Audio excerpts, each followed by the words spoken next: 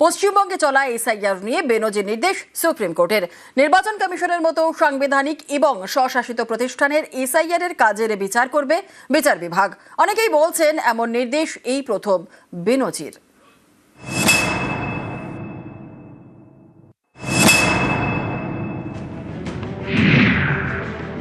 পশ্চিমবঙ্গে জুডিশিয়াল অফিসাররা যুক্তিগ্রাহ্য তথ্য বিভ্রাটের নথি সহ আনুষঙ্গিক সমস্যা যাচাই করবেন। জুডিশিয়াল অফিসারদের সিদ্ধান্তই হবে চূড়ান্ত। জুডিশিয়াল অফিসাররা যে নির্দেশ দেবেন সেটা সুপ্রিম কোর্টের নির্দেশ বলে মনে করতে হবে। মমতা বন্দ্যোপাধ্যায়ের করা মামলায় শুক্রবার এমনই নির্দেশ দিয়েছে সুপ্রিম কোর্ট। এদিন শুনানিতে কমিশনের আইনজীবী বলেন, নির্বাচন কমিশনের কাজে বাধা দেওয়া হচ্ছে। অন্য রাজ্যে নাম বাদ দেওয়ার রেট অনেক বেশি, তারপরেও কোনো আপত্তি আসেনি। তামিলনাড়ুর ক্ষেত্রে 18%, পশ্চিমবঙ্গের ক্ষেত্রে 7.6% একটু বেশি। প্রধান বিচারপতি মন্তব্য করেন, তাহলে এত শোরগোল কেন? এরপরেই তার পর্যবেক্ষণ, সাংবিধানিক দুই প্রতিষ্ঠান বিশ্বাসহীনতা দেখাচ্ছে, ফলে ক্লেম এবং অবজেকশনের প্রক্রিয়া থমকে যাচ্ছে। যাদের কাছে নোটিশ গিয়েছে তাদের আপত্তি এবং আবেদনকে খতিয়ে দেখার প্রয়োজনীয়তা রয়েছে। রাজ্যের তরফে দেওয়া আধিকারিকদের র্যাঙ্ক নিয়েও ডিসপিউট রয়েছে। দুর্ভাগ্যজনকভাবে দোষারোপ এবং পাল্টা দোষারোপের খেলা চলছে। রাজ্যের পরিস্থিতি এখন এক্সট্রা অর্ডিনারি। এরপরে সুপ্রিম কোর্টের প্রধান বিচারপতি নির্দেশ দেয়, পশ্চিমবঙ্গে এসআর এর কাজে জুডিশিয়াল অফিসার নিয়োগ করতে হবে। কলকাতা হাইকোর্টের প্রধান বিচারপতি নিয়োগ করবেন। জুডিশিয়াল অফিসাররাই যুক্তিগ্রাহ্য তথ্য বিভ্রাটের নথি সহ আনুষঙ্গিক সমস্যা যাচাই করবেন। তাদের সিদ্ধান্তই হবে চূড়ান্ত। জুডিশিয়াল অফিসারদের সহযোগিতা করবেন ডিইও এবং জেলা পুলিশ সুপাররা। অনেকের মতে কমিশনের কাজের একটা অংশ খতিয়ে দেখবে বিচার বিভাগ। এই নির্দেশ দেওয়া মানে প্রাথমিকভাবে খুঁত খুঁজে পেয়েছে সুপ্রিম কোর্ট। অনেকে এটাও বলছেন, নির্বাচন কমিশন সাংবিধানিক এবং স্বশাসিত প্রতিষ্ঠান, সেই কমিশনের কাজ বিচার বিভাগকে খতিয়ে দেখতে বলা হয়েছে। সুপ্রিম কোর্টের এই নির্দেশ বেনজির। ভারতবর্ষের ইলেকটোরাল রিফর্মসের আজকে ইতিহাস তৈরি হলো। এই যে চিফ ইলেকশন কমিশনার ভাবতো তিনিই সব, তিনি ছাড়া কিছু হবে না, আজকে তা শেষ। আজকে সুপ্রিম কোর্ট বলল, যা অবজেকশন আছে, যে chief justice of Calcutta high court তিনি জুডিশিয়াল অফিসার্স অ্যাপয়েন্ট করবেন। 28 ফেব্রুয়ারি পশ্চিমবঙ্গে চূড়ান্ত ভোটার তালিকা প্রকাশ হওয়ার কথা। এই নিয়ে এদিন নির্দেশ দেয় সুপ্রিম কোর্ট। কমিশন আবেদন করে, এসআইআর এর কাজ 95% শেষ হয়ে গিয়েছে। আপাতত 28 ফেব্রুয়ারি একটি তালিকা প্রকাশ করতে দেওয়া হোক, বাকি 5% কাজ মেটার পর প্রকাশ করা হবে। প্রধান বিচারপতির বেঞ্চ তখন জানিয়ে দেয়, এসআইআর এর যে অংশের কাজে বিতর্ক নেই সে অংশের তালিকা প্রকাশ করতে পারেন। পরে এসআইআর এর কাজ সম্পূর্ণ করে চূড়ান্ত তালিকা প্রকাশ করা যেতে পারে। News 18 Bangla.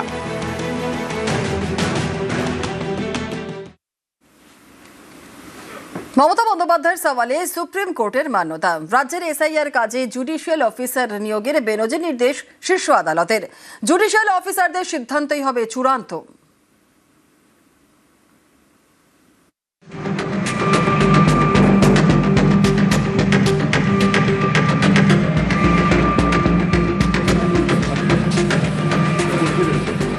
That their SIR process is only for deletion, not for inclusion.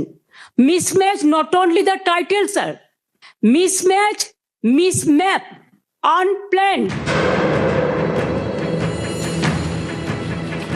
SIR নিয়ে সুপ্রিম কোর্টে মমতা বন্দ্যোপাধ্যায়ের করা মামলা। শুক্রবার সেই মামলার শুনানি হয়। সেখানে প্রধান বিচারপতির বেঞ্চ নির্দেশ দেন, পশ্চিমবঙ্গে এসআইআর এর কাজে জুডিশিয়াল অফিসার নিয়োগ করবেন কলকাতা হাইকোর্টের প্রধান বিচারপতি। জুডিশিয়াল অফিসাররাই যুক্তিগ্রাহ্য তথ্য বিভ্রাটের নথি সহ আনুষঙ্গিক সমস্যা যাচাই করবেন। জুডিশিয়াল অফিসারদের সিদ্ধান্তই হবে চূড়ান্ত। জুডিশিয়াল অফিসারদের কাজে বাবু কালচার চলবে না। তাদের পরিকাঠামোগত সহায়তা করবেন ডিস্ট্রিক্ট ইলেকটোরাল অফিসার এবং জেলা পুলিশ সুপাররা। ভারতবর্ষের ইলেকটোরাল রিফর্মসের আজকে ইতিহাস তৈরি হলো। আজকে সুপ্রিম কোর্ট বলল, এই যত কেস আছে, যা ক্লেম আছে, যা অবজেকশন আছে, যেগুলো ডাউটফুল আছে, যে chief justice of Calcutta high court তিনি জুডিশিয়াল অফিসার্স অ্যাপয়েন্ট করবেন। Final decision will be taken by the judicial officer, supreme court কথাও বলেছে ভারতবর্ষের সংবিধানে মানুষের অধিকার হচ্ছে সবচেয়ে বড় অধিকার, এবং যত ডকুমেন্ট আছে যেগুলো আপলোড দিয়েছে আপলোডও হয়নি, সেই ডকুমেন্টকেও এক্সামিন করতে হবে। যুক্তিগ্রাহ্য তথ্য বিভ্রাটের কথা বলে ভোটার তালিকা থেকে নাম বাদ দেওয়া চক্রান্ত করা হচ্ছে, এই অভিযোগে সরব মমতা বন্দ্যোপাধ্যায়। তিনি সুপ্রিম কোর্টে মামলা করেন, নিজের সওয়ালও করেন। That their SIR process is only for deletion, not for inclusion. Mismatch not only the title, sir. Mismatch, mismap, unplanned. Now suppose a daughter after marriage, she go to the in-laws house. Now why she's change her title? Why she's using the husband's name, husband's title? That is also mismatch. Yes, sir, they have done it, sir. Number two, sir, there are some daughters who married and shifted the in-laws house. Their name also just unilaterally deleted. It is just because they shifted their houses. Sir, you will appreciate sometimes some people work some office, they go to they transferred other offices, they work somewhere. Sometimes the poor people, they purchase the flats, they shifted their addresses, but they are the genuine people are staying there.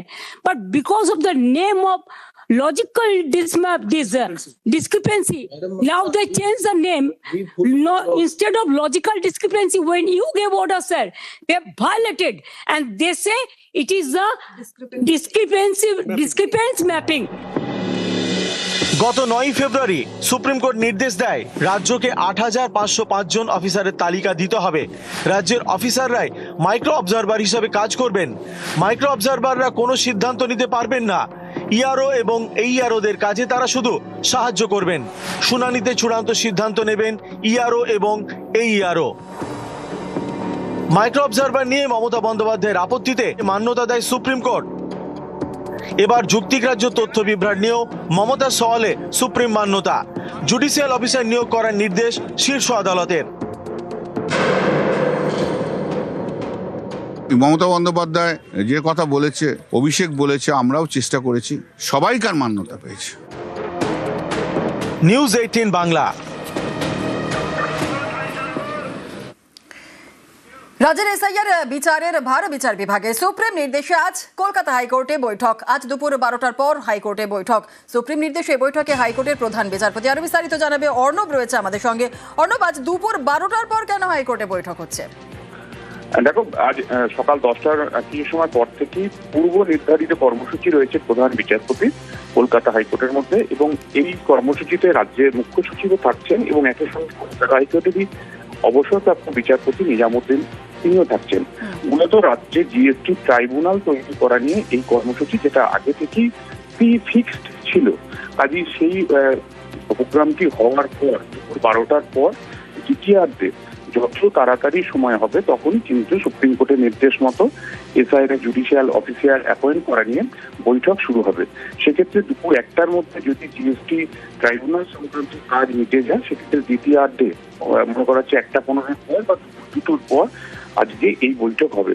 যে বৈঠকে SIR related সমস্ত পক্ষকে নিয়ে বৈঠক হবে। সেক্ষেত্রে রাজ্যের CEO chief electoral officer Manoj Kumar Agarwal সাহেব, একই সঙ্গে ইসিআই এর একজন সিনিয়র অফিসার, রাজ্যের মুখ্য সচিব, রাজ্যের ডিজিপি, একই সঙ্গে রাজ্যের মুখ্য আইনি পরামর্শদাতা অ্যাডভোকেট জেনারেল কিশোর দত্ত এবং কেন্দ্রের কলকাতা হাইকোর্টের অতিরিক্ত সলিসিটর জেনারেল মূল আইনি পরামর্শদাতা হাইকোর্টের ক্ষেত্রে অশোক কুমার চক্রবর্তী তাদের এই বৈঠকে থাকার কথা, এবং সেই বৈঠকটি রূপরেখা চূড়ান্ত হবে সুপ্রিম কোর্টের নির্দেশ মতন যে জুডিশিয়াল অফিসার আমাদের রাজ্যে এসআইআর এর কাজে কিভাবে ব্যবহৃত হবে। এবং সেক্ষেত্রে সুপ্রিম কোর্ট পরিষ্কারভাবে কালকে জানিয়েছে যে আগামী 7 থেকে 10 দিন বিভিন্ন ডিস্ট্রিক্ট কোর্টগুলিতে ডিস্ট্রিক্ট জাজ বা অ্যাডিশনাল ডিস্ট্রিক্ট জাজ তারা জরুরি ভিত্তিতেই কাজ করবে। খুব গুরুত্বপূর্ণ জরুরি মামলা সেগুলি হয়তো ডিস্ট্রিক্ট আদালতগুলিতে শুনানি হবে। তাছাড়া এই সমস্ত জুডিশিয়াল অফিসাররা এই মুহূর্তে বিচারের কাছে নিয়োজিত থাকবে। বেশ, ধন্যবাদ অর্ণব। রাজবংশী কুরমালি ভাষাকে অষ্টম তফসিলি অন্তর্ভুক্ত করার আর্জি কেন্দ্রের কাছে। আর্জি রাজ্যের। কেন্দ্রীয় স্বরাষ্ট্র সচিবকে চিঠি মুখ্য সচিবের। আরো বিস্তারিত জানাবে প্রীতি, রয়েছে আমাদের সঙ্গে। প্রীতি। রাজবংশী এবং কুমারলী ভাষাকে সংবিধানের 8ম তফসিল অর্থাৎ 8 শিডিউলে অন্তর্ভুক্ত করার জন্য কেন্দ্রীয় সরকারকে চিঠি পাঠিয়েছে রাজ্য সরকার। 19 তারিখ মূলত এই চিঠি পাঠানো হয় এবং রাজ্য সরকারের তরফে একেবারে এই চিঠি পাঠান মুখ্য সচিব নন্দিনী চক্রবর্তী। আরো একটা বিষয় তোমাকে উল্লেখ করা ভালো, শুধুমাত্র এই দুই ভাষা নয়, এর সঙ্গে সঙ্গে সারি ধর্ম এবং সারনা ধর্মকে স্বীকৃতি দেওয়ার জন্য কিন্তু নবান্ন থেকে চিঠি পাঠানো হয়েছে। এবং বাংলা ভাষার ক্ষেত্রে এবং বাংলা আদিবাসী সম্প্রদায়ের ক্ষেত্রে এই দুই ধর্ম কিন্তু অত্যন্ত গুরুত্বপূর্ণ, সারি ধর্ম এবং সারনা ধর্ম। শুধুমাত্র রাজবংশী ভাষা এবং কুমারলী ভাষাকে সংবিধানের 8ম তফসিলে অন্তর্ভুক্তকরণ এমনটা নয়, এর পাশাপাশি সারি ধর্ম এবং সারনা ধর্মকে একেবারে স্বীকৃতি দেওয়ার জন্য কিন্তু নবান্নের তরফে কেন্দ্রকে চিঠি পাঠানো হয়েছে। বেশ, একেবারে অনেকে ধন্যবাদ প্রীতি। উপজাতিদের সারি ও সারনা ধর্মের স্বীকৃতির প্রস্তাব, পঞ্চমবার কেন্দ্রীয় সরকারকে চিঠি নবান্নের, কেন্দ্রীয় স্বরাষ্ট্র সচিবকে চিঠি মুখ্য সচিবের, আর রাজবংশী কুরমালী ভাষাকে 8ম তফসিলে অন্তর্ভুক্ত করারও আর্জি। কেন্দ্রের কাছে আর্জি রাজ্যের, কেন্দ্রীয় স্বরাষ্ট্র সচিবকে চিঠি মুখ্য সচিবের।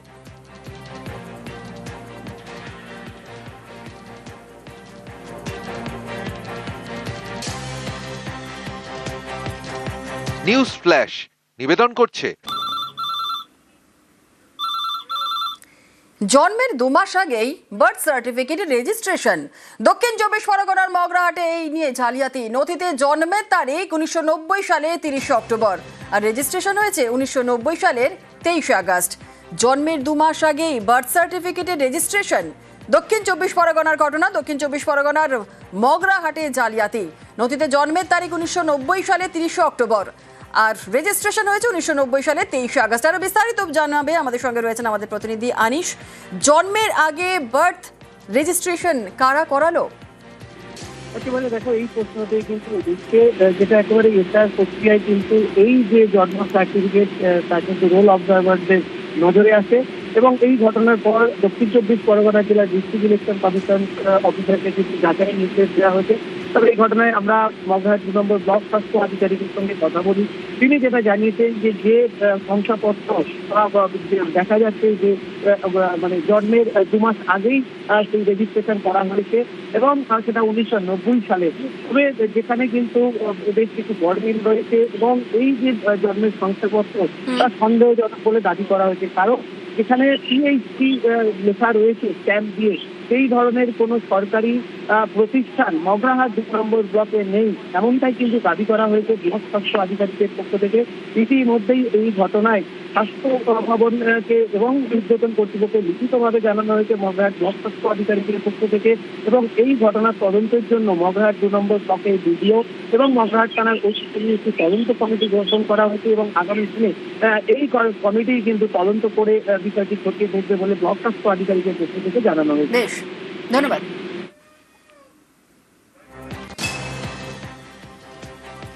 বার্থ সার্টিফিকেটে যেহেতু ডেট অফ বার্থ এবং রেজিস্ট্রেশন অফ বার্থের একটা অমিল রয়েছে এবং ওখানে আমার হসপিটালের যে নামটা মগরাহাট পিএসসি দেওয়া রয়েছে, উপরে অবশ্য লেখা আছে মগরাহাট বিপিএসসি, কিন্তু স্টাম্পটাও মগরাহাট পিএসসি, কিন্তু আসলে মগরাহাট পিএসসি বলে কোনো হসপিটাল আমাদের এখানে এক্সিস্ট করে না। আমাদের হচ্ছে মগরাহাট মানে মগরাহাট রুরাল হসপিটাল বা মগরাহাট বিপিএসসি। এবং এই যে সার্টিফিকেটটা, এটা একটা সাসপিসিয়াস সার্টিফিকেট। এই সংক্রান্ত সমস্ত তথ্য আমি আমার ঊর্ধ্বতন কর্তৃপক্ষকে আমি চিঠি করেছি। ফ্রেজারগঞ্জে স্বাধীনতার আগে তৈরি হাসপাতাল, সেখানে এখন নেই চিকিৎসক। হাসপাতাল চালাচ্ছে নার্স ও ফার্মাসিস্টরা। আলিপুরদুয়ারে চিকিৎসক থেকেও নেই।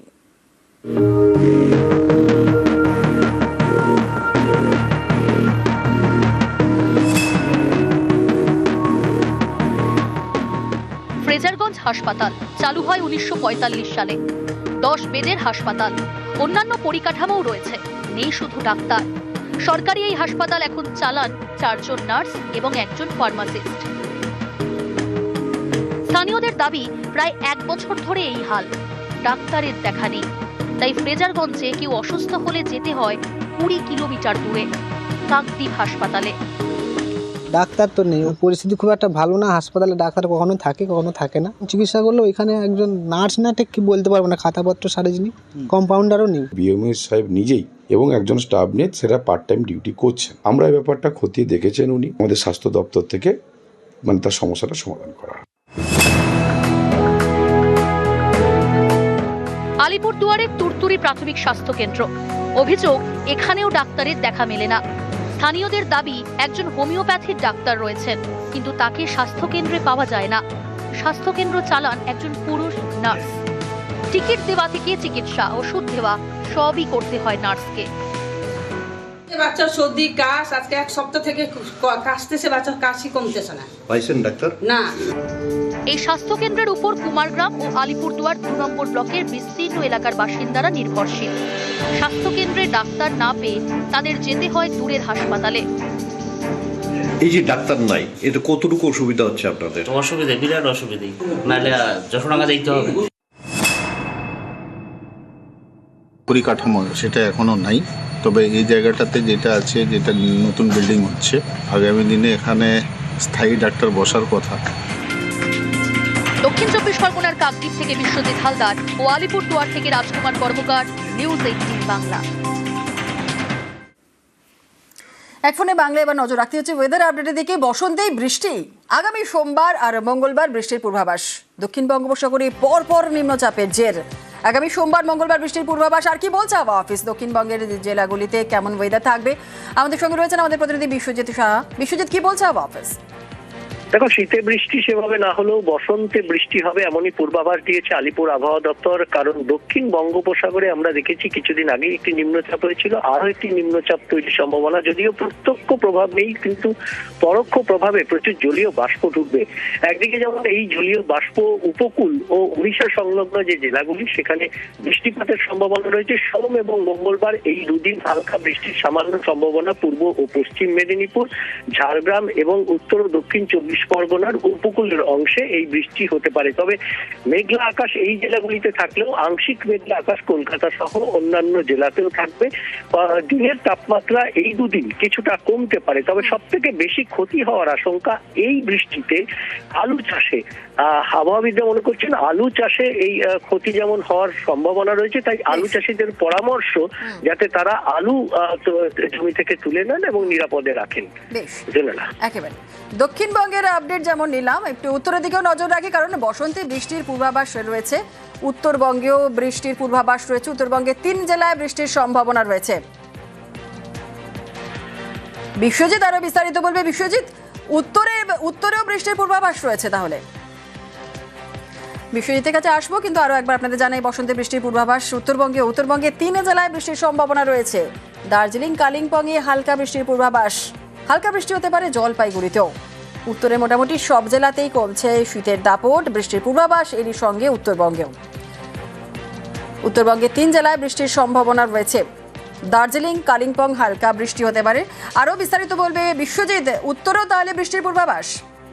একদমই দক্ষিণবঙ্গে যেমন বঙ্গোপসাগর থেকে জলীয় বাষ্প ঢোকার সম্ভাবনা রয়েছে, ঠিক তেমনি একের পর এক পশ্চিমী ঝঞ্ঝা রয়েছে। আগামীকালও একটি পশ্চিমী ঝঞ্ঝা ঢুকবে উত্তর পশ্চিম ভারতে। এই মুহূর্তে একটি উত্তরপ্রদেশের উপর পশ্চিমী ঝঞ্ঝা রয়েছে, সেই পশ্চিমী ঝঞ্ঝাটিও এগিয়ে আসবে। আর এর ফলে উত্তরে অর্থাৎ পাহাড়ের পার্বত্য এলাকায় বৃষ্টির সম্ভাবনা থাকবে।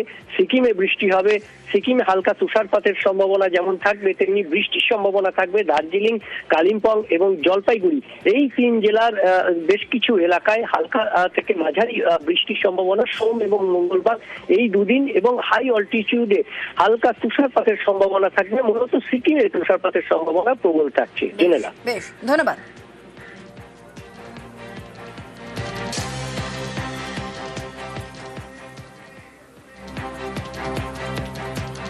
যিনি 100